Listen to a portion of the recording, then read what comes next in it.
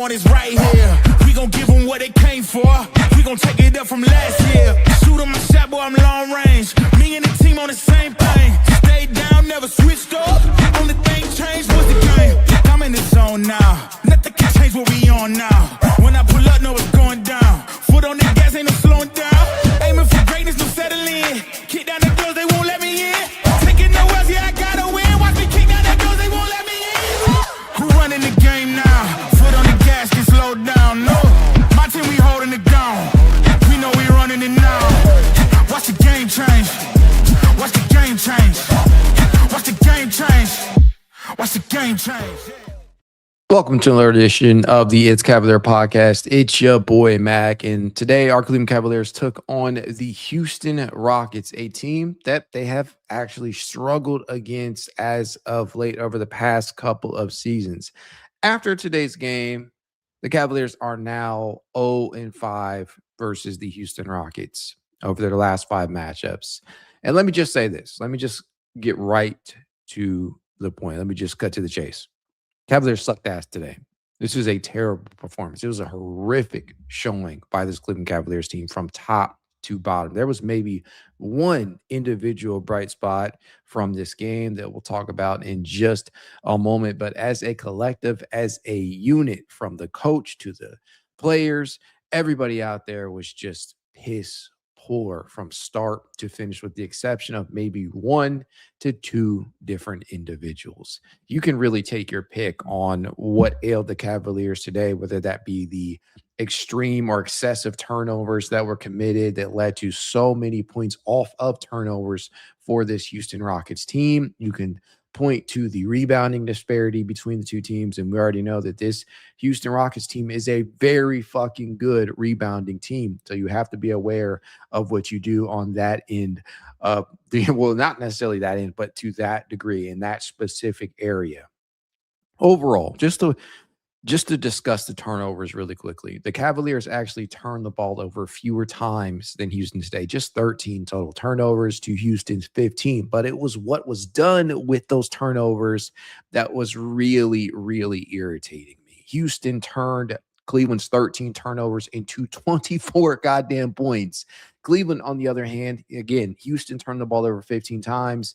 They turned those into 11 points. The Cavaliers were way too sloppy, and those turnovers led to a ton of points for Houston.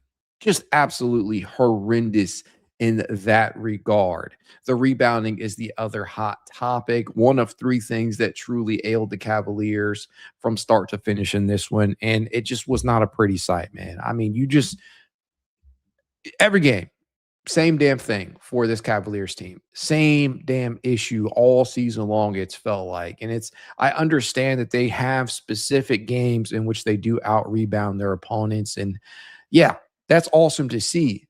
But you cannot have showings where you fail to pull down even close to the same amount of rebounds that your opponent does. Today was just absolutely atrocious when you're talking about the rebounding of it all. Just ugly, man. 51 total rebounds from Houston today to Cleveland's 42.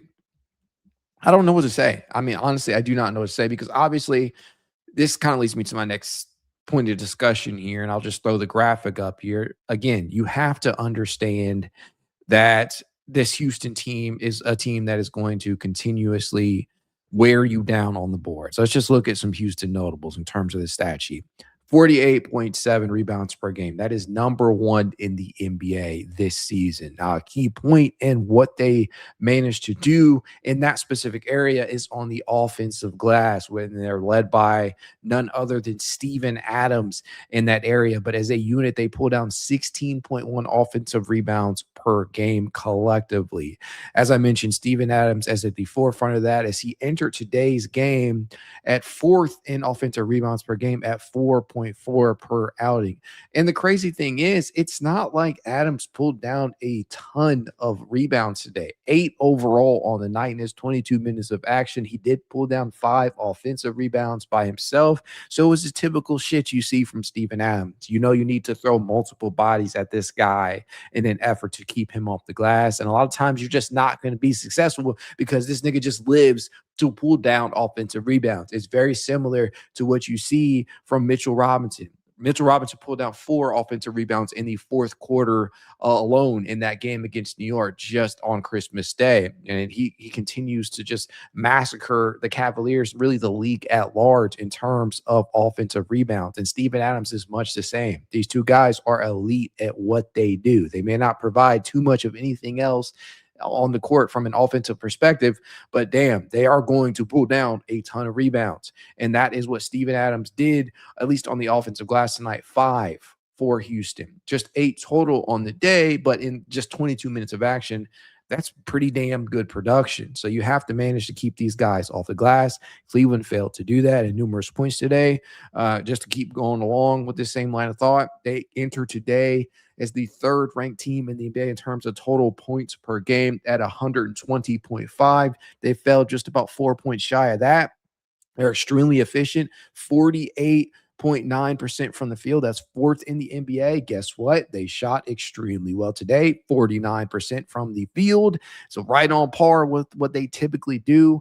They are 2nd in 3-point percentage, an area where they absolutely obliterated Cleveland today, 39.8%.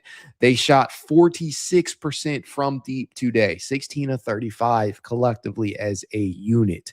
Just bad. Just you could not stop them. And yeah, I get some of these shots were uncontested. Well, not necessarily uncontested. Some of these were actually contested looks, but a lot of them were uncontested and were the result of additional opportunities on the offensive end, which you continuously see the Cavaliers allowing. And against a team like Houston, who has basically turned things around from one season to another, they're now one of the best shooting teams in the NBA. So you have to be aware of that. The blocks, 5.4 per game. They're 5th in the NBA in that regard. You saw a ton of that going on as they blocked 9 shots today. I mean, it just always seemed like somebody was getting rejected out there, as you saw numerous Cavaliers getting swatted away in that painted area. Hell, you even saw Reed Shepherd block Darius Garland from beyond the 3-point line. Just some ugly shit going on. Second chance points, I already spoke to that. They're the number 1 team in the NBA in that area. 18.8 second chance points per game that they generate, which is, again, number 1 in the fucking league. So you have to understand who your opponent is. And today, in terms of pure second chance points, it's not like they continuously beat the Cavaliers down, because they only scored 11 second chance points today. They just shot extremely fucking well. And that points to the offensive rating, right? They entered today at 3rd in the NBA in that area, 121.3, because they're extremely good at what they do. They're extremely proficient, extremely efficient. They're just not a lot of negative or flaws that they have on the offensive side of the ball, even when things or not necessarily as running as smoothly from an offensive standpoint, because you have one of the best pure scorers in NBA history in Kevin Durant out there, who can just make shots when the offense just isn't flowing the way that you would want it to. There were numerous possessions tonight where KD just fucking threw up some shit and made it, right, over a very contested look, and there's just nothing you can do. There were numerous possessions in which I saw DeAndre Hunter or Sam Merrill or somebody else out there provide a perfectly good contest, and KD just beat it with better offense. There's not much you can chalk that up to, except for KD just being an offensive, like just a massively offensive skilled player. But at the end of the day, you have to shut or limit everybody else. And that did not happen for Cleveland today, as you saw numerous Houston Rockets just absolutely eviscerate Cleveland, especially from beyond the arc. And I just hated every single moment of it, as you see Cleveland yet again fail short against a very, very good competitor. And last time out, it was New York. Today, it's Houston. And there's just not really any positive takeaway, save for maybe one. But man, there's just not much I can verbalize, honestly. So this is probably not going to be a long stream compared to the usual live streams, but this is just bad. And this leads me to my next slide here. Bad, bad, bad. The plus minus. I know a lot of people love to discuss plus minus in regards to the Cavaliers on a night to night basis. And look, not going to sugarcoat it. She was awful. Darius Garland, again, Chris Fedor put out a tweet just the other day pointing out how bad the Cavaliers are in terms of net rating with Darius Garland on the floor, juxtaposed of how good they look off the floor. This is not going to help that argument. And again, I stand by what I said in reference to that tweet. I thought it was poor time considering entering today's game. DG had actually been plus 3.1 over his last 5 games, including the showing against New York, after which Fedor posted that tweet in. But today is not going to help that. People are going to clap back at me. People are going to clap back at anybody who had anything bad to say about that tweet. And honestly, there's nothing I can say except for just eat the shit, right? Because Darius was a minus 32. That's not going to help at all. Sam Merrill was a minus 24. DeAndre Hunter, oh my fucking God, what is going on with DeAndre Hunter? Literally, we're talking about a player who was envisioned to be in line to be the next great wing in this franchise's history after acquiring him last year. And maybe I'm playing that up a little bit too highly, but I'm telling you, man, at point last season, it felt like DeAndre Hunter was the missing link.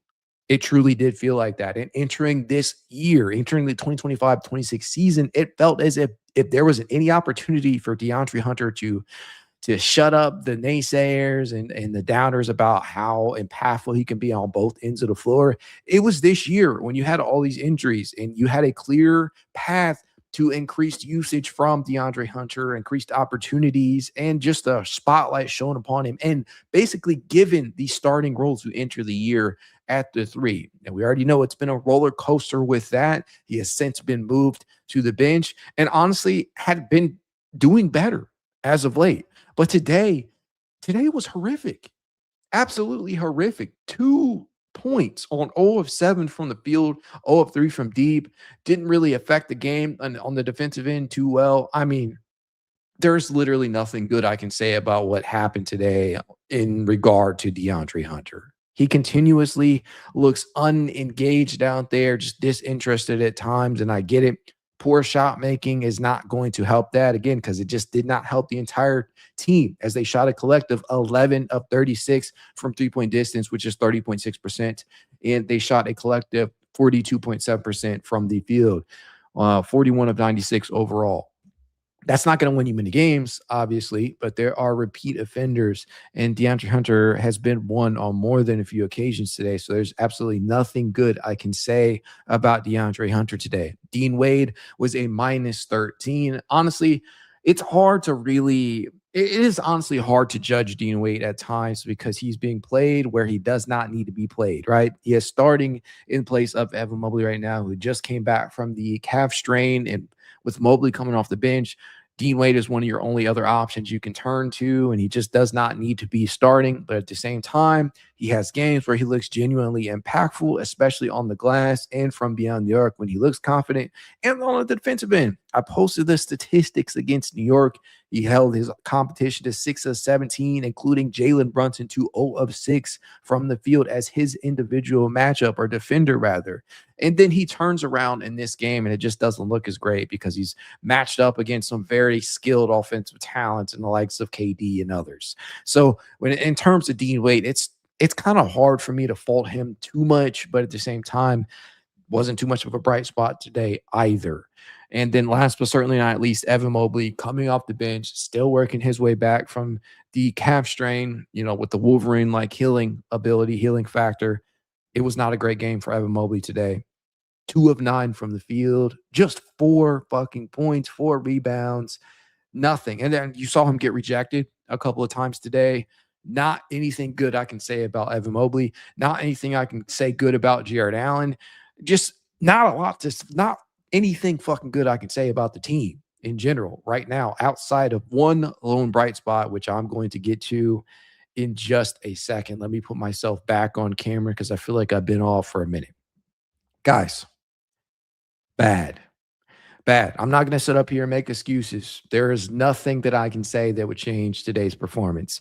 Against New York, it was a completely different feeling. Although it felt like I myself, and I'm just going to be honest with you, I felt like I was simultaneously too hard on the Cleveland Cavaliers and not hard enough on the Cleveland Cavaliers after that game based on a horrific fourth quarter. And I get there are multiple blown leads in that game, including an excruciatingly painful fourth quarter lead that was blown.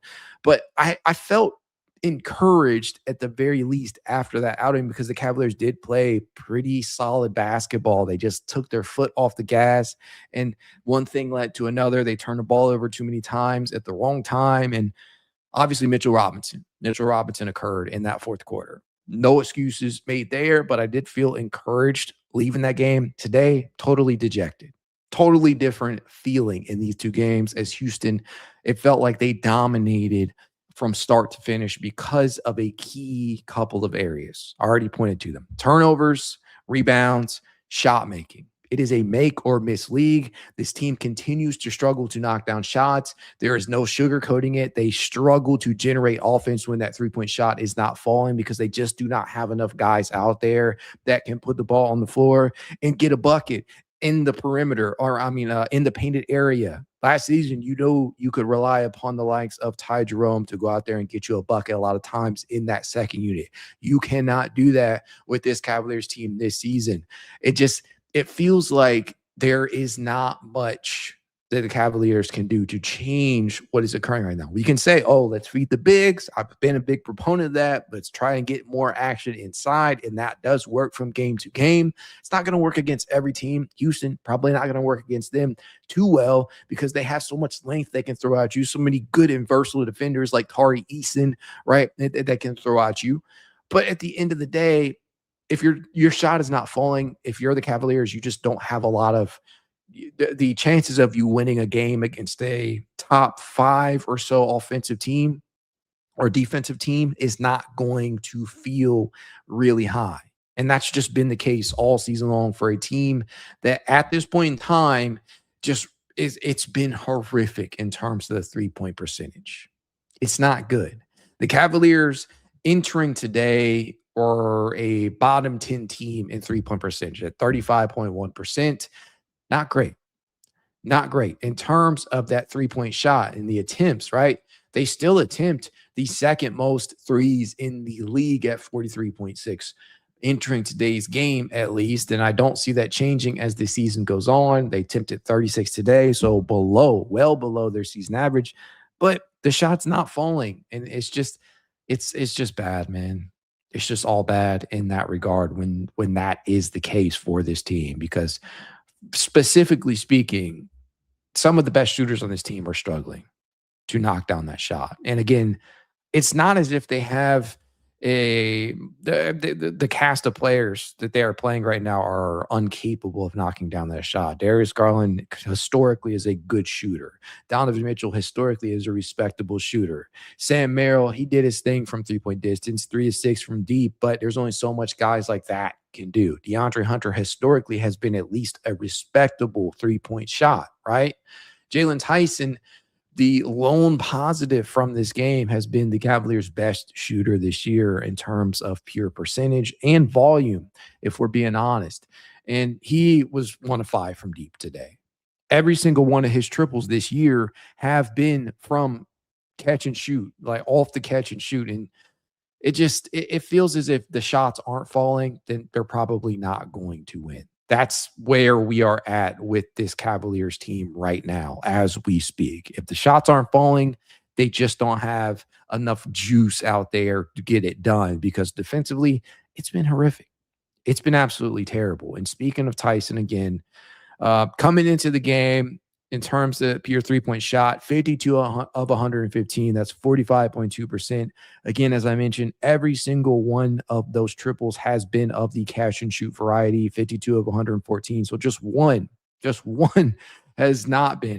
The other has been a pull-up triple, and that obviously did not fall. He is 2 of 9, as 22.2% from the mid-range area. He's actually been pretty efficient inside the restricted area at 65 of 95, which is 68.4%. And Tyson, as I mentioned, was a bright spot, the only bright spot for the Cavaliers today. 23 points, 14 rebounds. I believe today was his 4th career double-double, or 4th double-double of the season, rather. 1 steal, 1 block, was 10 of 19 from the field. That's 52.6%, and just 1 of 5 from three-point distance. That is obviously 20%. Tyson continues to be a contributor, a real player, a player that is likely to be a big, big contributor if, and I hate to say this, if the Cavaliers get into an actual playoff spot. Guys, I'm not going to lie to you. Throughout much of this season, it's felt like, oh, yeah, they'll figure it out. They'll get it together. They'll be able to snag a top 6 seed. They'll escape the play-in territory. But with each passing game, with each debilitating loss, with each victory that has been snatched from them in close games, the opportunity for them to get a top 6 seed is going to dwindle. The window is closing in that regard, if we are being honest with ourselves. Fuck title contention. Fuck being competitive when it gets to the playoffs. Getting to the playoffs in general with the way that they played this season as a whole. And again, there's a lot of context that needs to be applied there. You guys know I'm somebody who likes to apply context to many things that I see and much of what I'm watching. But if I'm just being 100% honest, taking the Cavs tinted lenses off, as many of you accuse me of having on at times, if I am simply not being a homer about it, the Cavaliers may not make the playoffs playing like this. There's still a lot of season left. It's December. You still got months to go before the end of the year. They can still hit their stride. But I'm not encouraged by what I see in these games against higher levels of competition. It's one thing to beat up on the sub 500 teams, something they've actually done pretty well of this season. Actually, you're supposed to, right? It's a whole other thing when you're facing a higher level of competition and being asked to dig deep from a defensive standpoint and being asked to be able to knock down your fucking shots. If you're not doing those things, it won't matter once you get to the playoffs. You'll be beaten. I say all that to say their margin for error is starting to get smaller and smaller. Have I given up on them? No. A lot of people already have. Not completely understand that based upon what we see, because we can only go off of what we see. A lot of people want to make changes. I don't blame them. Based upon what we see, this Cavaliers team needs a change. I don't see that happening, and I stand by that. I do not see that shit happening during the season. I do not see it happening mid-season at the trade deadline, unless a trade that is too good to pass up comes by their table. There was an article released today by, I think, Jake Fisher, that basically spilled the beans on that. The Cavaliers, as of at least right now, this is prior to today's game, obviously, another poor showing. The Cavaliers don't appear to be dangling Jarrett Allen or Darius Garland. Their availability, like their availability for trades, they're not on the block just yet. I do not expect that to change unless the Cavaliers just completely fall off the cliff and are completely out of playing territory, and they have no choice but to just begin the tear down, begin the rebuild, because truth be told, there's absolutely no fucking deal that's going to occur this season that's going to change what their problems right now. Not going to fix that. The team being a bottom 10 3-point shooting team, that's not going to change but via a trade. The team having issues rebounding the basketball, I hate to break it to you, but that's not likely to change team-wide. It may improve for a specific position group, but it's not going to change the team at large. The effort issues that we have seen at times, that's not going to change based off of a trade. Any trade that they make this year is likely just to shed salary and not to pivot on the season entirely or to completely change the trajectory of what is occurring right now. That's why I think it's more likely that if they decide that they're going to blow it up or they decide they're going to have some core altering move, it's not likely to occur until the 2026-27 offseason period. That's all I can say right now. That is honestly all that I can say right now in terms of moves. So if you feel that way, you feel that way. I cannot change your mind. I understand why you feel that way. I understand why you feel the Cavaliers may not be a title contender. I understand all of these things. I'm just trying to, at this point, elaborate on my point of view in regard to that. But again, just to circle back to where we were at, Jaylen Tyson was the only positive today. It cannot continue to be that way. Tyson, in his second season as a Cleveland Cavalier, hell, as a fucking pro, he cannot be the only true positive on the floor. Kenny Atkinson, there continues to be issues with Kenny Atkinson's rotations, in my opinion. I think that Thomas Bryant should have played way more today than simply garbage time when the Cavaliers were already out of it. I think that against a team like this that is so beefy, that has a guy like Steven Adams that's just such a difficulty to contain on the glass, TB's physicality probably could have helped earlier on in the game when you see that Jarrett Allen and Evan Mobley are not necessarily helping in that area. And again, it's not as if Steven just like ate on the glass today, just 9 total offense, not 9 total rebounds, I think. What did I say? Was it 9 total on the day? Just 5 offensive rebounds. So 8 rebounds and 5 offensive rebounds. It's not like he completely dismantled them, but he did some damage in 22 minutes. I'll simply say that. And then other Houston Rockets stepped up in that regard as well. Tari Eason pulled down 3 offensive rebounds. Amen Thompson pulled down 3 offensive rebounds. Clint Capella pulled down 4 offensive rebounds. Goes on and on. So I say that to say, like, I think Thomas probably could have helped a lot more. I wished going into this game, as it was announced that he would be unavailable because they're trying to preserve his eligibility for NBA level games, right? Naquan Tomlin could have been very, very impactful, very, very useful in a game like this due to his energy out there, especially on the glass. Didn't have him available today. You could have used Thomas Bryant for that.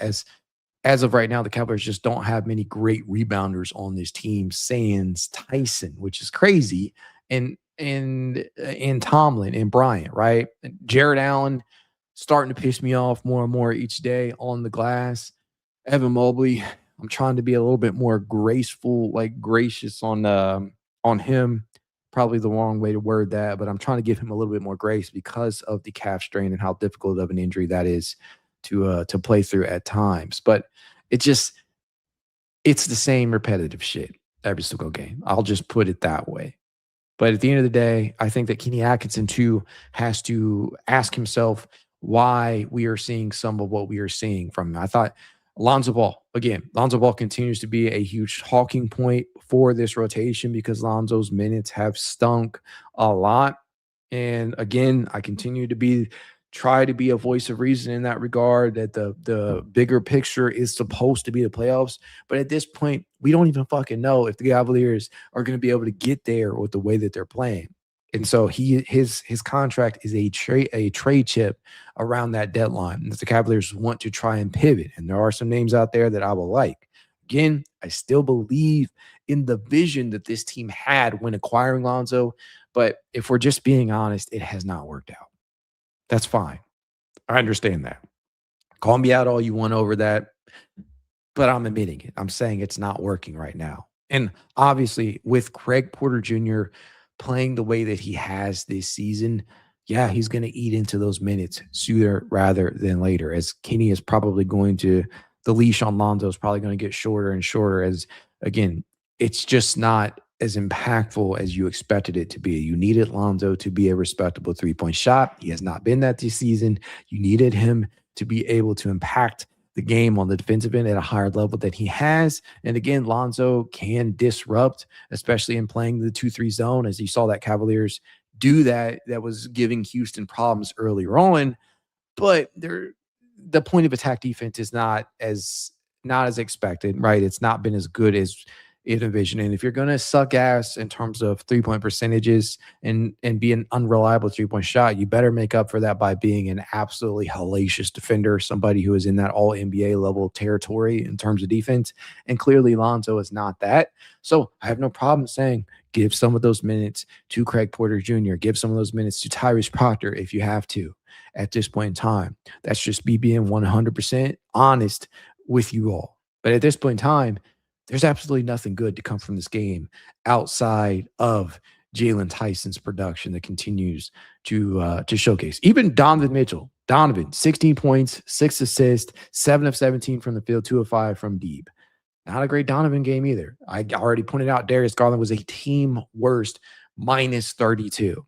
Here's the thing with Darius Garland. Obviously, plus minus is a team stat. People are going to look at that stat sheet and say, oh, his worst plus minus on the team must mean he was absolutely terrible. You have to take that with a grain of salt, but you also have to be 100% honest. Darius had a bad game today. Absolutely rough game for Darius. 12 points, 1 assist. That's not going to cut it for what he is supposed to be able to do out there on a night-to-night basis. I don't care who the opponent is. So Darius Garland sucked ass today. I don't look at that plus minus and say to myself, oh, Darius was truly minus 32 when he was out there on the court, because I could easily just roundabout and say, okay, was the team truly that much better with the likes of, let's say, a DeAndre Hunter who provided next to nothing out there? I thought DeAndre Hunter had an even worse game than Darius Garland, and that's why plus minus is one of those stats that you do have to take with a bit of a grain of salt, because it is heavily dependent upon who you share the court with and a couple of other factors in there. But let's call it a spade a spade. Darius was terrible today.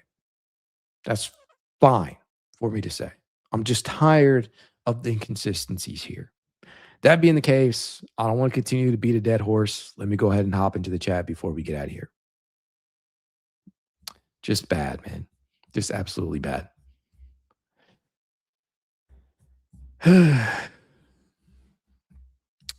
Let's see here.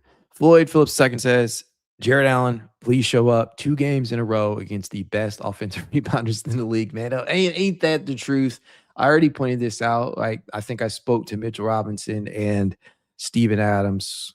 That's very, very tough at the very least, if I'm being honest. Those are 2 back-to-back offensive rebounders to face and match up with and try and escape unscathed. Mitchell Robinson is number 1 in the NBA in offensive rebounds at 4.7 per game. Steven Adams is in the top 3 at 4.4 per game. That's as clear cut as it gets. They are extremely proficient at what they do, and you got to give them credit. Those 2 guys know their roles, and they perform very, very well in them. So credit to both. Jonah Quest says brutal second quarter. Absolutely was. Absolutely was. Let's see here. Slim Slammer says salute the New York Knicks. Floyd Phillips II. Listen, they did the job. They got the comeback victory. Biggest comeback victory of the season for them against Cleveland. That is truthfully as honest as I can be. J Killer 736 says awful coaching tonight, to be honest. Why are you treating Kevin Durant like Julius Randle? I don't know, but I'll also say this. I thought that KD made some like very contested shots out there. There were, again, multiple possessions in which I saw DeAndre Hunter put a hand in his face, like literally hand in his face that close, using every bit of that 7'2" wingspan that he has to properly contest KD. And there was just better offense. When that shit starts to happen, it's just not, 1, it's just not going to be your night in general. And 2, there's just no stopping KD. And clearly he's made a career, a living off of making difficult shots. And he's as offensively skilled a player as you've ever seen in the NBA. But I mean, when KD is cooking the way that he did on his way to what he scored, 30 points tonight. Yeah, it's not going to go well for you most of the time. He was 11 of 17 from the floor, 2 of 4 from deep, 6 of 7 from the charity stripe. So he drew a decent amount of calls out there, and he was plus 24.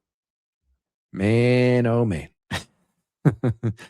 Let's see here. Vincent Robinson says Kobe Altman needs to be fired. I don't necessarily think that if you're going to, here's the thing. Like, for all the people calling for Kenny Atkinson's job, for all the people calling for Kobe Altman's job, do you really think that changes much this season? No. At the time of making these moves, sans Ty Jerome. Ty Jerome was the only one that I'll say, okay, that's, you really wish you could have kept him. But obviously that boiled down to money too. I'm not in Dan Gilbert's pockets. Neither are you guys. We don't know what discussions were had. We know that there apparently was no offer made. There was a lot of rumors that went on, and we still don't know or have any clarity on what actually transpired between Ty Jerome's camp and the Cleveland Cavaliers front office. But outside of that, like getting Lonzo Ball for Isaac Okoro, at least during the summer, it made sense. Not only because you shed $100 million worth of salary in the process, and you had an expiring contract essentially with him being on a team option next season. It made sense. You're trading a player that in Isaac Okoro at the time that had not showed up in the playoffs or not shown up in the playoffs, and his defense was not necessarily good enough to carry the rest of his game. And so for Lonzo, who traditionally, at least historically speaking, had been a very, very solid point of attack defender, a good disruptor, and at least a respectable 3-point shot and a floor general. That's something Isaac Okoro doesn't provide. Yeah, and a pretty damn good rebounder at the guard position, at least historically speaking. It made sense to make that trade. It made sense to re-sign Sam Merrill. That has paid off. You can't sit up here and tell me that Sam Merrill being re-signed was a bad move, especially at the rate that you got him for. So those are two moves at the time of making them that absolutely make a lot of sense, especially the Merrill re-signing. You can be pissed off at him about Ty Jerome, but those two make sense. Acquiring the likes of Thomas Bryant for what you got him for, that was a good move. My problem with that is that he hasn't been played enough. That's not a Kobe Altman issue. That's a Kenny Atkinson issue. So those three right there, those are moves that are actually good moves, at least at the time of making them. Larry Nance Jr. Listen, you guys know I'm a Larry Nance Jr. fan. You know I got the jersey back here signed by Larry. That's my guy, but it has not worked out. It's not worked out. That's me being 100% honest. It was a dart throw. It was a minimum contract. It has not worked out. That's okay. That's fine for me to say that. But Kenny Atkinson and Kobe Altman, their problems have been a little bit different. If you're looking at firing Kobe Altman just to fire somebody, just to take for somebody to be the fall guy, I'm not so sure it makes sense to do that during the regular season because it's probably not going to change anything. I mean, there's literally nothing that's going to change. And in regard to replacing Kenny Atkinson, to which I see a lot of comments suggesting that the Cavaliers should just go ahead and do that right now. Do you really think that Johnny Bryant is going to be a better option unless you're punting on the season? Because it's one thing if you're of the mindset that, yeah, this shit is not going anywhere right now and we just need a change period, I suppose, if that's your mindset, whatever, what have you.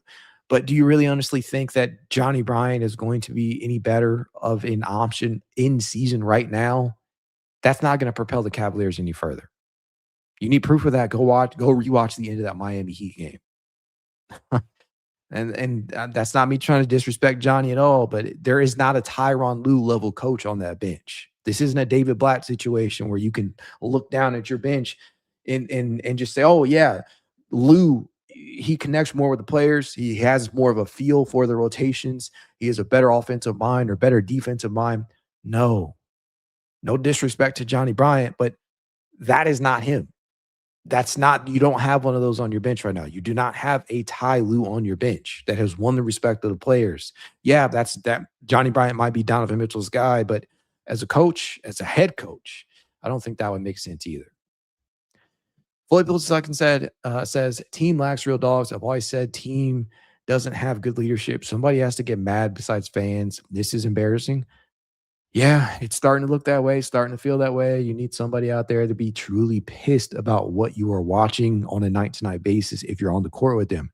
I think a lot of people would point to maybe Thomas Bryant being that guy, but the problem is how much can you do when you're on the bench and you're not getting true burn, you're not getting true run? And listen, fully transparent with you all. I said entering the season, I did not think Thomas Bryant would be in the main rotation because I thought that the depth in the front court between Jarrett Allen, Evan Mobley, Dean Wade, DeAndre Hunter in his minutes at the 4, et cetera, we're going to, and Larry Nance Jr., I'll throw him in there too. We're going to be enough to keep Thomas Bryant on the bench. And you can laugh at me, you went for suggesting that, but that's how I legitimately felt at the start of the season.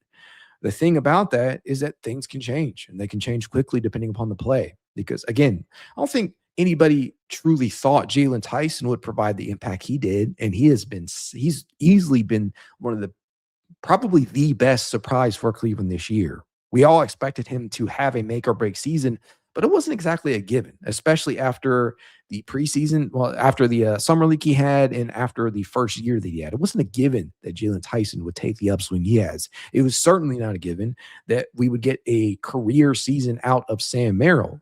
It wasn't a given that we would get real production from the likes of Naquan Tomlin. I say all this to say these things can happen like mid-season at the drop of a hat. And so for TB needs to play more. And this is me being honest with you. I did not feel that that would be the case. I thought that he would have his moments come the postseason. I thought that was a signing you made for when you have these physical matchups for a Mitchell Robinson, for a Steven Adams, for some of these like big centers, some of these beefy guys that Jarrett Allen and Evan Mobley can't handle on possession to possession. I thought in the playoffs, TB would have a role there, but I didn't expect him to be a everyday rotation player. We're 30 plus games into a season now, and I'm like, okay, he needs to play regularly, especially with what we're seeing, especially with the injuries that we've had. I don't know, man. I'm just saying to tie that back into the Kobe Altman of it all, these moves that he made, I don't think it's truly fair to blame the production that you've gotten from these guys or lack thereof on Kobe Altman, unless you're looking for a fall guy, because nobody could have predicted they would shoot this poorly to begin the season. Nobody could have predicted that they would experience the massive amount of injuries that they have. And you can sit up here and say, oh yeah, these guys are injury prone. Darius Garland, he's always injured. Jarrett Allen, he can't stay on the court. All this and that, all that bullshit. But what I can tell you is that nobody expected them to experience the level they had. Nobody. And so to sit up here and say Kobe needs to be fired, I just don't think that's the right option. There are a lot of things going on with this team. And to be honest with me, it's more player than it is coach. Lord of the Warcraft says, we rooting for this trash team. We deserve to be called. We deserve to be called bad names. I mean, if you want to call yourself a bad name, you want to call other Cavaliers fans bad names, or if you're saying that the Cavaliers should be called bad names, I guess that's a route you can go. But clearly, the route that the play of the Cavaliers it's not a good enough product to justify the time spent. Listen, I've already been here 41 minutes talking about a team that absolutely just does not give me the return on investment of time. And I said this, and I've been saying these last couple of streams. Time is a valuable commodity. You guys sit up here. There's a 627 people watching the stream right now. Overall, 168 people as of right now watching on YouTube. You guys are investing your time literally watching me talk about this team that does not deserve to be talked about in any capacity right now, but you're doing it. And so I do appreciate the fact that you're spending time to do that. But at the same time, the Cavaliers are not rewarding the fan base for investing the time and the money, especially if you're going to games frequently. They're not really giving us a good return on investment right now. So if you're pissed off at them, I totally understand that. I totally get it. Man. Nathan Enlighten says, arrest Jarrett Allen. He stole $150+ million from the Cavs organization. That's the way you want to look at it. Certainly the case. Kev's Me says, oh, so Mac is defending Kobe giving Allen that contract. It all makes sense now. You're a bot. I'm not sure. This looks like a reply because I don't even think I've said anything about Jarrett Allen's contract. So I'm not sure if this is in reference to another comment or not, because I'm 99% sure, and I know I've said a lot of things today. I don't think I've defended Jarrett Allen being given the contract he was, but I don't know, man. I don't know. Turn True says we need 2 dogs, a forward and a guard, and we give up a weak guard and forward DG and Wade. I like Wade, but he should be a 9th, 10th option. We can't be starting him or we cooked. And this is my thing, my pushback to anybody, for anybody that's wanting a trade, right? Especially including Darius Garland. My question is, what's the return? What's the return? And that's the same thing that can be said for Jarrett Allen too, right? If you're big on wanting Jarrett Allen to be moved, it's not going to be for simply just getting off of the salary. That the Cavaliers have put themselves in a position right now where they're not just going to sell extremely low on these guys unless they're just saying, fuck it, we're done with this core. And maybe we'll even look at trading Donovan Mitchell in time, and they want to completely blow up and rebuild things and build around Evan Mobley. Or maybe they keep Donovan and Evan and build around those two, whatever would have you. They could go a million different routes. But unless they are punting on the season, they are punting on the core, they're not likely they are not likely to get to just make a move mid-season for pennies on the dollar. That's just the reality. It's not going to happen. So my question is, what's the return? Give me a realistic return. Let's talk about it. Let's discuss it. I don't have an issue with that, but you gotta give me something. you gotta give me something. So that's really what it boils down to in regards to these guys. Hailstone says build around Donovan and Tyson. Listen, in any Cavaliers rebuild, and again, I am not advocating for that yet. I know many of you would like to see them just tear this shit down. You don't think that they're going to move any further than the second round because that's as far as they've gotten with this current core. Okay, that's your opinion. You're entitled to that, obviously. I'm not there. I don't believe that just yet. I want to see the rest of the season play out. But if you were to tear things down, Tyson has to stay around. This is a guy who I believe that is going to be a real player moving forward, like a real big rotational piece, especially for the Cavaliers and moving forward. And I don't think I'm crazy for suggesting that. Momo says, I haven't been watching these guys lately, been playing video games or catching up on movies. Listen, again, your time spent is your time spent. Time is a valuable commodity. I will continue to say that is probably the most valuable commodity in your life. And if you're not satisfied with what you're watching, I do not have a problem with anybody not tuning into these games because they will piss you off. Listen, got my drink right here. These are coping mechanisms. This podcast, this entire platform for me to sit up here and talk to you guys right now. This is a coping mechanism. Me verbalizing how I feel. That's what we're doing, man. Ian7064 says those guys need to play better to drive up interest from other teams. And maybe you'll see that happen, especially with Jarrett come the latter stretch of the season. But I'm just going to stand my ground on the fact that I do not believe that they are going to make a move midseason unless they get some type of offer that they just cannot turn away from. Like you're getting Herb Jones and Yves Missy from New Orleans, which just does not make a lot of sense for them to execute a move like that. There are other moves out there that people have thrown around, but unless it's a move that is a clear cut, you just can't say no to. I just don't see them making a move midseason. I think they explore all options in the 2026-27 offseason period. We'll see. Let's see here. What else we got in this chat that we can work with right now? Nathan Nilighton says, Dre would be better with spacing. J.A. clogging the paint doesn't help his game. Listen, I am all for the spacing conversation because, again, Jarrett Allen, he's not a player that spaces the floor. But at this point in time, there's absolutely no fucking I can't sit up here and defend DeAndre Hunter for anything right now. I'm not going to dogpile on Jarrett Allen, or I'm not going to say something to benefit DeAndre Hunter at the detriment of Jarrett Allen because DeAndre Hunter has been absolutely shitty at times this season, including today. It's not about spacing. It's not about necessarily anything else other than shot making from DeAndre Hunter and effort out there because he looks disengaged defensively at times. That wasn't all the case tonight because, again, there were literally possessions in which he did about as good as a job you could have ever done on KD in particular. And it did not work out. And that will happen against the game's best.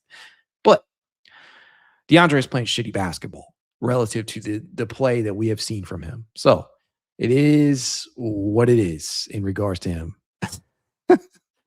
Let's see here. DB Produce says Cavs will be fine. Being healthy is the main priority. And if we're full strength by playoffs, then things will be looking much different. Listen, I want to believe that. And for anybody who's been following along here with this show for any moment of time, you know that I consider myself a optimistic fan in regards to this fan base. I've been called a homer 3,000 times, although I don't think people realize I don't really care. Like, you call me a homer, whatever. It's not hurting my feelings. But to me, like, I can't say I'm as certain that that is the case, right? Because you're returning to full strength. You don't have Max Strus back yet, obviously.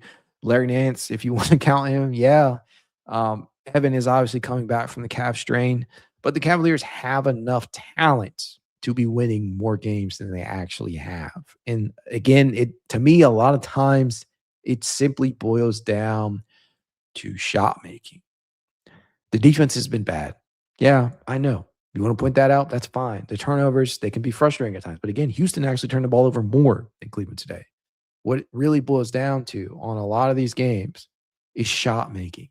The Cavaliers cannot knock down fucking shots. The Cavaliers are not getting too much from their bench. The Cavaliers are experiencing some Kenny Atkinson issues in returns to lineups, rotations, and in-game management of specific defensive coverages, things of that. All I'm saying is they have a multitude of issues, and I'm just not sure them getting healthy is going to like magically fix that. Not going to happen just because they're healthy. There are legitimately issues that I don't know can be fixed simply by them getting healthy. Like the shot making, that has technically improved since you've gotten Sam Merrill back. They're up to 22nd in three-point percentage. That's better than where they were earlier on at like 28th, 29th, almost dead last. But it's not necessarily all going to be fixed by them getting healthy. Given there is a lot of time left. There is a lot of time left. I'm not completely tuned out on them. I'm not completely out on the Cavs. I know many of you are. I know a lot of you probably want me to be, but I'm not. I understand that it is December and that there is a long season to go. It's an 82 game schedule. But I'd be lying to you if I told you I wasn't a little bit worried about the direction that the Cavaliers are trending in. Hell, it's more than a little bit. There are a lot of issues that they got to figure out, and they got to figure out fast, or this is just going to be it, right? I mean, we're going to be looking at moves in the offseason if that is the case. Again, I'm not completely done. I'm not completely out. If you guys are, that's up to you.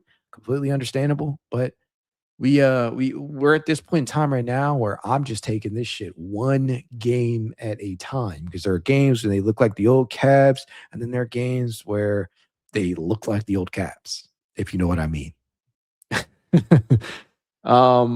Nicotine says, it's bad when even Mac is losing hope. Listen, I'm just trying to be honest. It doesn't matter. And let me just say this. It doesn't matter what I say a lot of times. People are still going to say that I'm a homer. People are still going to say that I wear Cavs tinted lenses. People are still going to say that I'm not hard enough on this player or that player. And when I do actually what I feel fairly critique these guys, people are going to say that I'm being too harsh. People are going to say I'm being too easy. Respectfully, I don't care. But at the same time, like I've learned through this chat and through social media, it doesn't matter. It's damned if I do, damned if I don't. So I'm just going to speak my mind, whether you guys call me a homer or not. I still do believe that this team can play better than they're playing. I still do believe that the Cavaliers, there's a long season ahead of them and they have enough to turn it around. But listen, with every single game, every single time that they lose, the way that they lose, like tonight, lost like tonight, that margin for error becomes smaller and smaller, because the NBA, it's not getting any easier. The Eastern Conference might be in a conference that is nowhere near as superior as the opposite, but you still got to win enough games to get to the playoffs. And the Cavaliers right now, we're just not, if we're being honest, we're not sure if that's actually going to be the case. And that's just me being 100% honest until they clean up some of these issues. Let's see here. Nathan says Mac is a paid asset shilling the Cavs. Listen, if you listen to anything I said tonight and thought I was a paid asset for the team, you might be on something. I'm gonna need some of what you've spoken over there, Nate. Cash Moose says you were begging for CPJ minutes. Mac, you got what you wanted. I actually thought that the Cavaliers did decently well compared to other rotational shifts tonight when CPJ was in the game. It's not just when he's in the game, it's how he's being utilized. So I don't know what you're saying because, again, I could. My problem a lot of times with fans, especially people who be in this chat, and I know there's a lot of trolling that goes on in here, but I don't have a problem engaging you on your level when you're doing it. Craig Porter Jr., when he actually gets time, when he actually gets opportunities, have been one of the most productive Cavaliers relative to minutes and role. So I don't know how you could, if you're this is what I'm going to say. If your takeaway was, oh, we got to see CPJ and he wasn't good or he wasn't doing anything, then you're not understanding what you're watching. And I don't mind telling you that. I don't mind telling you that because Craig Porter Jr. actually did not have a bad game. They were out there actually functioning pretty well when Craig Porter Jr. was in the game. I don't know how you watch the game and that's your takeaway. I hope that's not. I hope you are trolling because that just makes you look stupid. I'm sorry. Lonzo, I love Lonzo. I do. I want things to work out for Lonzo. But right now, it's not working out for Lonzo the way that I think the Cavaliers wanted, and it's not working out the way for Lonzo the way that I wanted. Man.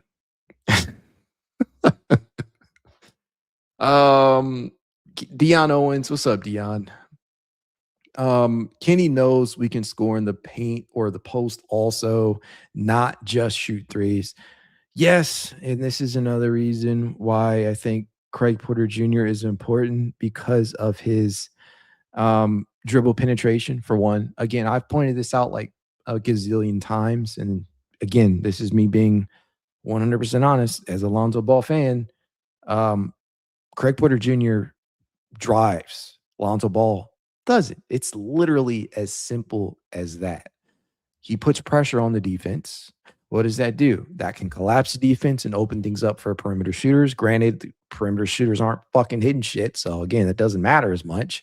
But he is unafraid to attempt shots when driving towards the rim. He is certainly unafraid to take the shot in transition when getting those layups up. But again, I think that purely having the dribble penetration of Craig Porter Jr. out there, having the orchestration out there, it's good. It's awesome. It truly is. Mauro Cantalamessa says, bro, you sound like near tears. No, I'm not. I'm drinking. I'm coping right now, clearly. I'm talking to you guys. And I've been on here literally talking for almost an hour, so my voice is probably going out. I don't know. Again, just another troll in here. Offer something else into the chat, please. Give me something to actually work with. Blase Spiritless says, Cavs should trade Donovan for Michael Porter Jr. I don't know if the numbers add up, but that's the type of player the Cavs need. I'm not going to lie to you. I'm not going to lie to you. I don't think that Michael Porter Jr. is the type of player I'd like to have. I understand that he has championship pedigree. I understand that, he can score. I understand all of these things, but no. That's a terrible move. I think that Donovan can get you way more than Michael Porter Jr. Fuck no. No disrespect to you. I just think that would not make a lot of sense for the Cavs. You can do much better if you're trading Donovan Mitchell. And it's akin to me for like people who want to move Darius Garland for LaMelo Ball. And I'm like, okay, you shit on Darius Garland. And I'm not saying this to you personally, because I've never seen you comment this. I can only go off of what I'm seeing right now. It's like the same thing as people want to trade Darius Garland, who has had some injury issues. I don't believe he is as injury prone as people do, but it's fair to say he's experienced his fair level of injuries. It's like people saying, let's trade for a guy who's even more fucking injured. Like, no. Not to be too harsh on you. I appreciate the comment. But no, I don't think I'd want to do that. Turn True says, hell no, MPJ just suck because that's where he had. Yeah. I don't know, man. I don't know. I truly don't. Casmuse, I don't even know why I keep addressing your comments because you're not actually saying anything constructive, but I'll keep putting them up there. TBJ has been the same player since he got drafted, no improvements. How can you say he hasn't improved at all when the 3-point shot and the confidence to take the 3-point shot, the volume, all that has increased, all that's been better. The defensive end, it's been better. He's shooting a career best 43.2% from 3-point distance on a career best volume of 1.4 attempts per game. Like, again, I understand that you're trolling. I understand that you want the comments to be read. And again, people are already reading the comments. That doesn't make any sense, but you want that to be spotlighted. At least be a little bit more fucking creative. Guys, trolling used to be more creative than it is. Come on, give me something I can work with. This is pretty bad. Get better. Get better at what you're doing. Listen, I don't mind talking to trolls, but you're out of your fucking mind if you think that Craig Porter Jr. hasn't improved at all. Come on, dude. Even you can come up with a more creative troll than that. Do better. Man, oh man. Dr. Claus says, you're correct about CBJ, Mac. CBJ and Tyson should be elevated in the rotation. This is where I'm at, and Claw has been in a lot of these. Well, we're in a group chat together. He knows that I have been, and I'm trying to be 100% honest. I'm a Lonzo Ball fan.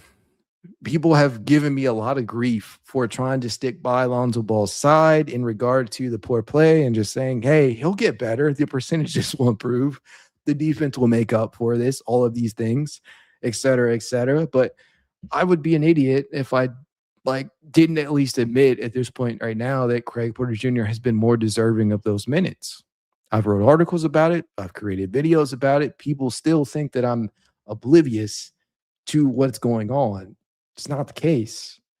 But as for Craig Porter Jr. in particular, yeah, he needs more time. Jaylen Tyson, he should have played more fucking minutes against New York the other day. That was a piss poor job in management from Kenny Atkinson in terms of rotational shifts. He should have played more in the New York game. He was really the only positive tonight for the Cavaliers. Cole also says, yeah, I like Lonzo back in his LA and Pelicans days, but this season he has just been bad. But this season he has just been bad, and CBJ has been, if anything. I'm sorry. I think I've had a little bit too much to drink, and I'm trying to read the chat at the same time. It says, yeah, I like Lonzo Ball back in his Lakers and Pelicans days, but this season has just been bad, and CBJ has been, if anything, consistent. He was challenged in the offseason and delivered. He has. Listen, we saw articles. Claw, you know this. We saw the articles this year questioning his effort. And again, I'll say this one more time. It was never about Craig not working hard enough, not having a good work ethic. It was about him exceeding expectation to get more minutes because of who else was on the roster, right?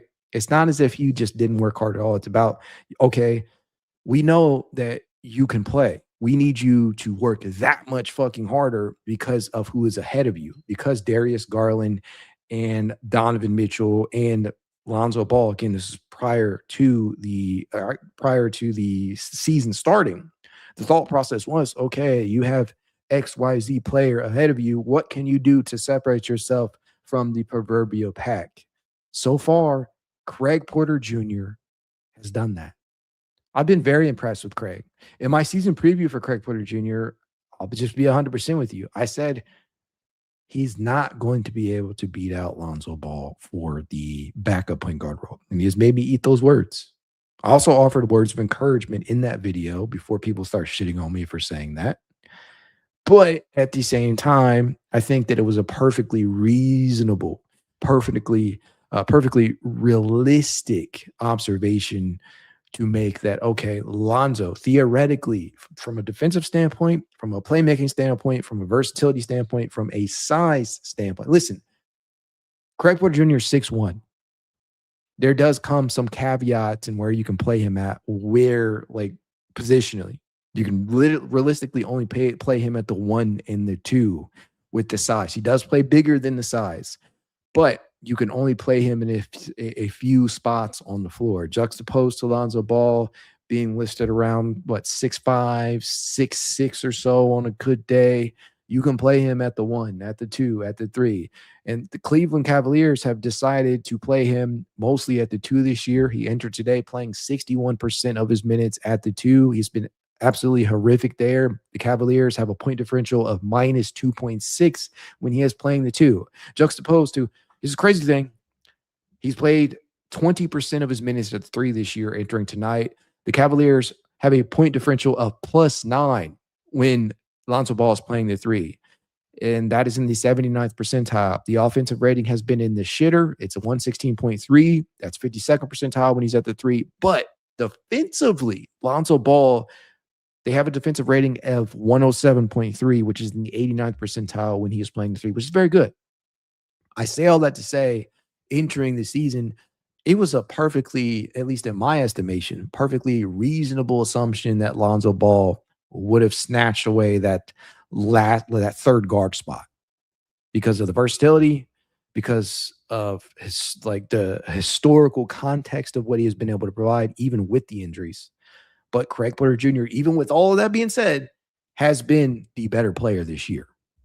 Before I go any further, I do have to mention this comment. I appreciate you. Sebastian Ramones says, Mac, JT's rebounding should be a plus, not a necessity for the Cavaliers. Why is Tyson the one with the most rebounds? This is just the thing that pisses me off so much to no end. And this is why I thought that a player, like, anytime, and I said this earlier, anytime you guys hear me saying the Cavaliers could have used Naquan Tomlin, and this is not a slight, again, this is probably going to come off as a slight, but it's not. Anytime you have somebody sitting up here and saying, yeah, the Cavaliers could have used Naquan Tomlin, a fucking two-way player, because of what he offers, especially in the rebounding area, because of the energy, it's pretty fucking bad. I mean, it's bad, man. It should not be the way that it is. The energy and effort that Naquan Tomlin could have provided the Cavaliers would have been very useful tonight. I understand why he was kept out of the lineup, the two-way eligibility. So they're going to run up on that soon with the way that they've had to use him this year. But anytime that's the case, you have some issues to figure out. The Cavaliers as a unit this year have been hit and miss on the glass. You've had games where they've out-rebounded their opponents. You've had games where they have been completely eviscerated on the glass. That has been a problem this season. They are 15th in rebounds. That's middle of the pack, obviously. Dead center in the middle of the pack, 44.4 per game. On the defensive glass, they are 18th, 32 per game. Offensive glass, they're actually pretty good at 12.4, and that's because of players like Jaylen Tyson. That is because of players like Naquan Tomlin. That is because of players who actually go out there and try to snag a rebound, like Thomas Bryant when he gets minutes, like Craig Porter fucking Jr. when he actually gets the run out there. And that's crazy to say too. At 6'1", I just pointed out the size the size deficiencies. I don't even think deficiencies is the right word to use in that regard, but you guys understand what I'm saying. Craig at 6'2" is what he's listed at over on Cleaning the Glass. 6'1" in most other places. He is in the 100th fucking percentile in offensive rebound percentage for points. Among point guards, he is in the 100th percentile in offensive rebound percentage at 8.3%. Guys like that, guys like Jaylen Tyson, guys like Naquan Tomlin, guys like Thomas Bryant, guys who should not be counted upon to provide that very specific thing for the Cavaliers to not be completely dog shit on the glass. It shouldn't be the case, but it is. And I hate it, but that is where we are. That is where we are. Thanks though, Sebastian. I truly do appreciate that. It's Very much appreciated spending the time. He also says limiting offensive rebounds should be priority over getting offensive rebounds. I agree. Defensive rebounds is or should be a real point of emphasis for this Cavaliers team. And a lot of that comes down to positioning and effort. A lot of rebounds have been long. The Cavaliers guards, again, this is not a what's the word I'm searching for? It's not a popular opinion, but it's not all on fucking Jarrett Allen and Evan Mobley. The guards and the wings have to actually execute better in terms of positioning too. Listen, you don't fucking have to agree with what I'm saying to you about this next point, but it's the case. It's the truth. Mitchell Robinson in that fourth quarter. Mitchell Robinson did not outplay Jarrett Allen on every single one of those offensive rebounds. One of the first ones that he had out there, he pushed Jarrett Allen. He got away with a push. It happens. That's the shit that, you hate to see it. But what I'm trying to say is he wasn't responsible for every single one of those going the wrong way. He wasn't responsible for Mitchell Robinson grabbing all of them. He was in proper positioning on at least 2 to 4 of those offensive rebounds. The guards have to help. They have to be in position to secure them. They have to work as a team. Team rebounding is how the Cavaliers have to move forward in doing so, because they don't have one clear-cut guy that is going to be a threat on the glass, similar to how New York does with Mitchell Robinson or Houston does with clearly Steven Adams. I say all that to say it's not all on the bigs. It's not all Jarrett Allen's issue. A lot of people, Jarrett Allen's a scapegoat because he starts at the 5, but the Cavaliers have a clear team rebounding issue. It's not just 1 to 2 players. It's mostly the entire roster, sans a few players in particular that I already pointed out. I don't know, man. Long-winded. Probably been in here too long. I'll take a few more comments, man, and I need to just go chill out. Dr. Claus says it might be the coach, but how many times are they going to flip coaches with this team? They had a historic offense last year with most of the same guys, and even factoring for injuries, it's bad now. This is my problem, right? Kenny Atkinson has had some issues this year. I legitimately have been pissed off at Kenny for some of the rotational shifts that he's had, some of the decisions. Again, I just pointed out that Jaylen Tyson should have probably played more against New York down the stretch. But JB Bickerstaff was thought of to be the problem. Kenny Atkinson is starting to be thought of to be the problem. At what point do you suggest or say to yourself, okay, maybe it's the players? And again, this comes back to trade, move. It's not as simple as and black and white as all of these things, but it's not simply coaching.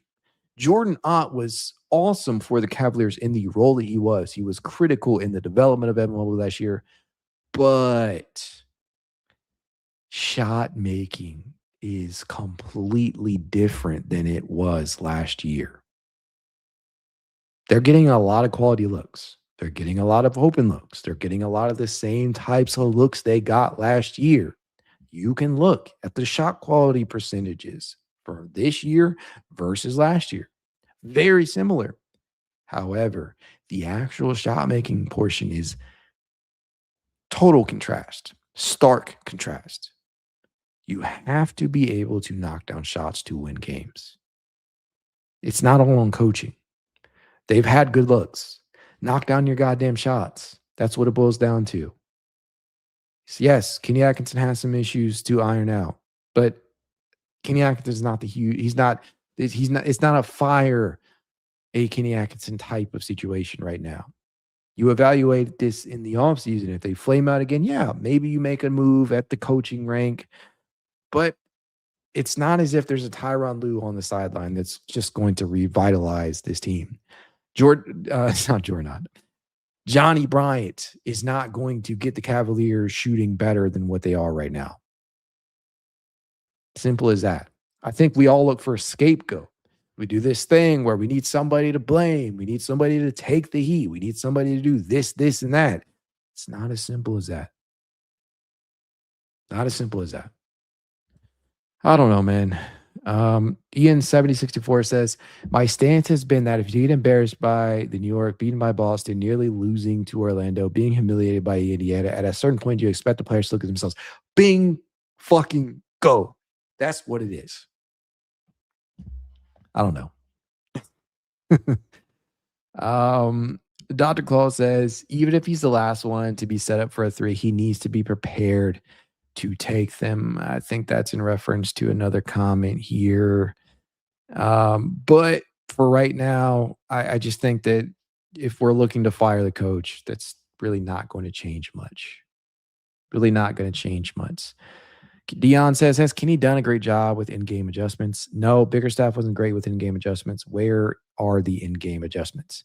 I agree with your sentiment, and this is where the coaching staff has to help out as well. This is why Jordan obviously was probably a pretty big factor last year. But again, it is not simply just, there's only so much fucking adjusting you can do in regards to shot making. If you're talking about rotations, if you're talking about having specific guys play in specific lineups, yes, Kenny's had some problems there. I pointed them out numerous times. There are times when Dean Wade needs to play more. There are times when Thomas Bryant needs to play more. There are times when Craig Porter Jr. needs to play more. There are times when Jaylen Tyson needs to play more. Naquan Tomlin, et cetera, et cetera, et cetera. But there's only so much adjusting you can do when your team's just flat out not knocking down shots. It's a make or miss league, ladies and gentlemen. Dudko also says the Knicks and even this BS Rockets game aren't in the same stratosphere, but they were still unacceptable in certain ways. Exactly. And I don't know if you were here when I first started the stream, Claw, but I didn't feel the same way I feel right now after that Knicks game as I'm feeling after the Houston game, right? Because after the Knicks game, as much as I went on here and vented, when I actually sat back and rewatched the game, thought about it a little bit, that was actually a pretty fucking fun game. A good game, all things considered, until it wasn't in the fourth quarter. I was encouraged by a lot of what I saw in that game. Tonight is just being total 180, dejected, just not feeling great about the direction the team is trending in, because you just don't know which fucking Cavaliers team you're going to get on a night-to-night basis. It's like the old Forrest Gump quote. Life is like a box of chocolates. You never know what you're going to get. The Cavaliers right now are like a box of fucking chocolates. You really don't know what you're going to fucking get from this team on a night-to-night basis in terms of effort, in terms of shot making, in terms of rebounding, etc., etc. Slim Slam says, y'all haven't learned to win. I mean, yeah, yes and no, but I mean, I know that you're in here to poke fun as a Knicks fan. I appreciate you taking your time because I know you're not a fan of the Cavs, but the Knicks, I mean, I'm not going to take the low-hanging fruit. You know what I'm about to say, but I'll just sit here and eat the shit anyway because the Knicks are better than the Cavaliers right now. I hate to say that. Burns coming off my tongue like this bourbon, but I understand. I understand what you're trying to say. Cole also says donkey ball equal too much ISO, especially when you need to get buckets to keep the lead up. Yeah, I think that at this point in time, there's so much isolation going on with the likes of Donovan Mitchell. Darius Garland is starting to become guilty of this. I see some of the role players doing it at times too. Lonzo Ball, there are possessions where I want to rip my hair out because this nigga is literally like pulling up from three-point distance. Granted, he's not doing it as much as he did earlier in the season, but there's some ISO going on out there that just does not make sense. Then there are also possessions where the offense is beautifully executed. You have some very, very good offensive orchestration and ball movement, and the shot still doesn't fall. I'm at a point right now where I watch these possessions, and I know the Cavaliers are not going to make the shot. Like, it's not as if I don't want them to, anything like that. But there are literally possessions where the ball moves the way it's supposed to move. It swings along the perimeter. There's a drive and kick. There's a short roll pass. There was one earlier today. I think they I can't remember if it was Jaylen Tyson. I think it was Jaylen Tyson or Sam Merrill. They ended up knocking down a triple off of a short roll pass from Jarrett Allen. I think that it was one of those two. Don't quote me on that. It might have been Dean Wade even. I can't remember who specifically knocked down the shot, but there are possessions where the ball moves like it should. You get a pick and roll action between Darius, Garland, Donovan Mitchell. You hit Jarrett Allen, and Jarrett Allen out of the short roll kicks it out to the perimeter. And you get like good possessions like that where shot making like that makes you feel good. But and there are other possessions where like it's executed beautifully and it still doesn't fall. That's the difference between this year and last year. Good offense, good execution at times. No shot making. No fucking shot making whatsoever. It's hard to watch. Really, really hard to watch. Dr. Claw says this team could use the same attitude for opponents that Wemby has for OKC. Yeah, he loves that Chet matchup, man. He truly does. Yeah, you really need to get up for these ones. Like New York, Houston, there are others, but those types of games you need to get up for. You need to take it upon yourself to say, I want to fucking win this game. Let's do everything we can to do it. Just doesn't happen. Just does not happen. JDS says, glad I go off my eyes and not my emotions. Yeah, I mean, I think that at this point in time, you can sit up here and judge the Cavaliers in a multitude of ways. Your eyes are subjective, but your eyes are what help you formulate your opinion, at least in terms of the film, because I can throw you a stat without any context, zero context. People do this all the time, especially on social media. Stats without context are bullshit stats. But I say this to say your eyes, right? That's what helps you formulate your opinion. So if you're doing that, there's an inherent amount of bias in that, but everybody sees the game in a different way. And if you're trying not to react emotionally and you're just going off of what you're seeing, I suppose that's a good way to take things in. Robot Faced Villain says the difference was Ty Jerome keeping the scoring going off the bench, but Mac wants to hide that. I don't think anybody has hid that. I've pointed that out numerous times. I literally have a graphic right here to point out the stats for the bench. And this is another thing that really, really cracks me up because people sit up here in this chat and just say ridiculous shit. Nobody's hiding the fact that Ty Jerome was a huge piece of the Cavaliers offense last season. I probably praised Ty Jerome more than a lot of people in this chat have. But Ty Jerome hasn't even played this year yet. Can we stop bitching about Ty Jerome? Let him go. He hasn't even played a game yet for Houston. He's been injured. And while nobody could have predicted that, the Cavaliers gamble for letting him walk and bringing Lonzo Ball in essentially for the defense and the playmaking. It made sense at the time. If you're pissed off it didn't work, okay, I understand that. But let's be fucking real for a second. Let's be real for 1 second. Nobody's hiding from the fact that Ty Jerome is missed. But at some point, you got to stop whining about Ty Jerome. You got to let him go. This nigga is not coming back. At least I don't think he is, right? Because I mean, maybe they make him available at the deadline. But I think at this point in time, you got to let him go. They chose to pay Sam Merrill. They did not choose to pay Ty Jerome. They chose to give those minutes to Lonzo Ball, essentially. It is what it is. Hasn't worked out. Still, maybe they find a way out of it. But as of right now, I don't think anybody's hiding from Ty Jerome's production from an offensive standpoint. But Jesus Christ, let it go, man. Way too many people in here whining about, not in here. This is the first comment I've seen about Ty Jerome legitimately looking pissed off about it or trying to call me out about it for no fucking reason. But we got to let him go. He ain't coming back. And Ty Jerome, again, I'm going to give Ty Jerome, he doesn't play for the Cavaliers anymore. One thing I will do is give him a pass for some of it, not all of it. Ty Jerome, it was his first playoffs last year. But it's also clear and fair to say that Jerome was completely outclassed, just ass.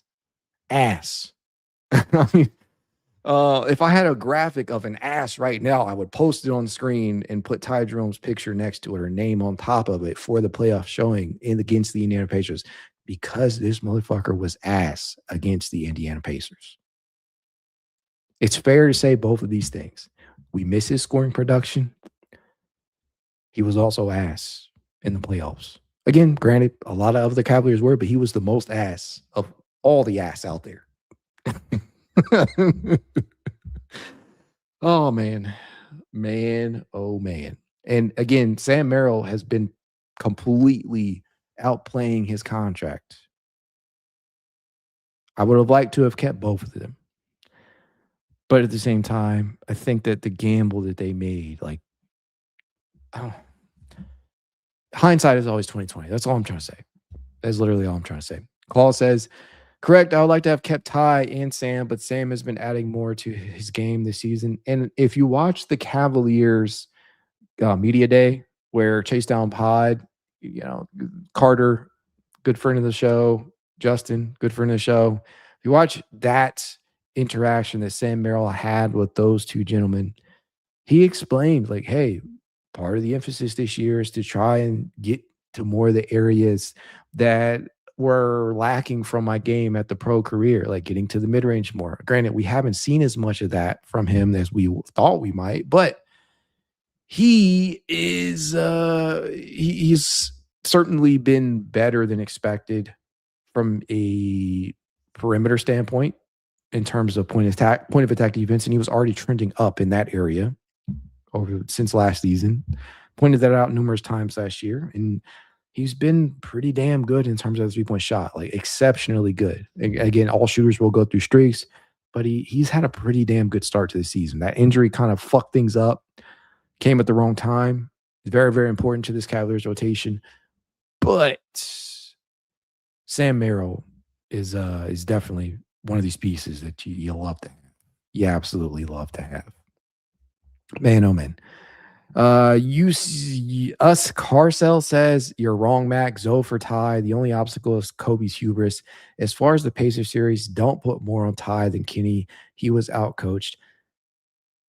Maybe, correct me if I'm wrong, but did Kenny Atkinson go out there and stink it up from an offensive standpoint? Did Kenny Atkinson get completely stymied by the press defense that that Indiana was playing, or was it Ty Jerome?